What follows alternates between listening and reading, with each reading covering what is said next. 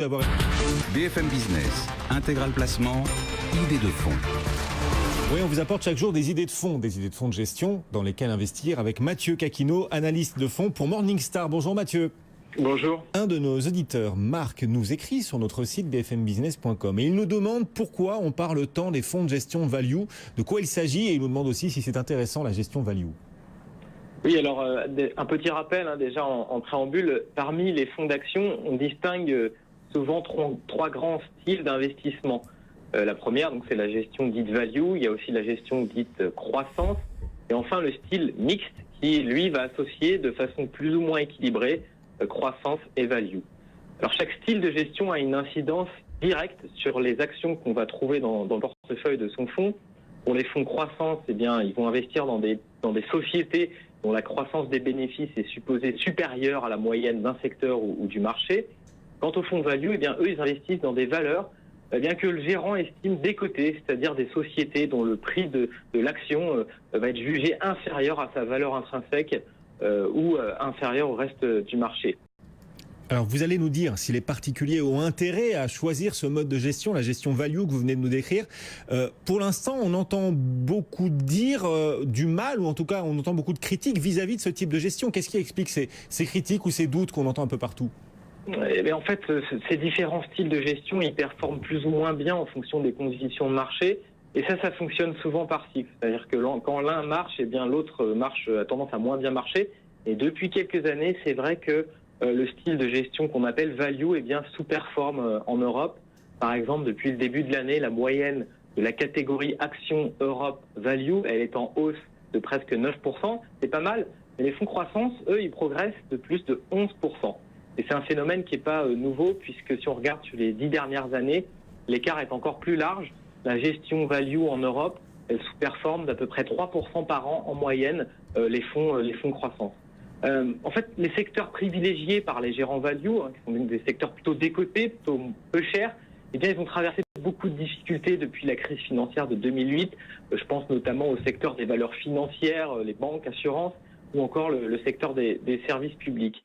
Alors, c'est vrai que même si les choses se sont un peu améliorées depuis un ou 2 ans, il faut garder en tête que la reprise en Europe depuis 2008, elle a été quand même très laborieuse.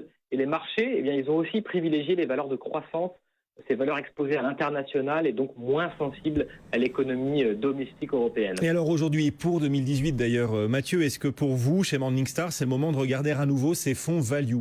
Écoutez, c'est vrai qu'avec la progression des valorisations qu'on voit sur les marchés européens, c'est pas dénué de sens d'aller regarder des fonds qui vont privilégier des actions moins chères. Mais en fait, au-delà de l'aspect tactique, je pense que les fonds value ont surtout un intérêt dans une approche de long terme, puisque c'est bien sûr important pour les investisseurs de garder un portefeuille bien diversifié, et une diversification y compris à travers des fonds gérés qui ont des styles de gestion complémentaires. Des idées de fonds, du coup, concrètement, parce qu'on adore ça, vous le savez, sur BFM Business, et nos auditeurs sont en quête d'idées concrètes pour investir, pour passer à l'acte. Est-ce que vous pouvez nous donner des fonds, des noms de fonds pour privilégier cette gestion value ? Oui, tout à fait. Alors très concrètement, on peut citer par exemple le fonds Métropole Sélection, dont là la gestion elle est clairement orientée vers le style value. Nous, ce qu'on apprécie dans ce fonds, c'est l'équipe, une équipe de 8 gérants expérimentés, co-dirigée par Isabelle Lévy et Ingrid Travinsky. La stratégie d'investissement, elle est solide, bien exécutée. Elle aboutit à un portefeuille qui est très concentré. On a entre 25 et 35 titres dans ce portefeuille. Ça, c'est un fonds qui est noté Silver. Autre fonds également géré par une société de gestion française, le DNCA Value Europe. Là, l'expérience du gérant Isaac Chebar, elle est vraiment, c'est un vrai plus, puisqu'il est aux commandes du fonds depuis son arrivée chez DNCA en 2007. La performance de long terme, elle est bonne par rapport aux fonds concurrents, avec une bonne maîtrise du risque. On regrette quand même sur ce fonds que les frais soient aussi élevés. C'est un vrai point noir, mais force est de constater que le gérant a démontré sur le long terme qu'il était en mesure de combler son handicap. C'est un fonds noté bronze. Et enfin, le fonds BGF European Value, qui est lui proposé par BlackRock. Là aussi, une option intéressante, une gestion qui est aux mains de Brian Hall depuis 2010, soutenue par une équipe de 22 analystes avec une stratégie qui a fait ses preuves. Là aussi, un petit bémol sur les frais qui sont élevés, qui réduisent un peu l'attrait du fonds.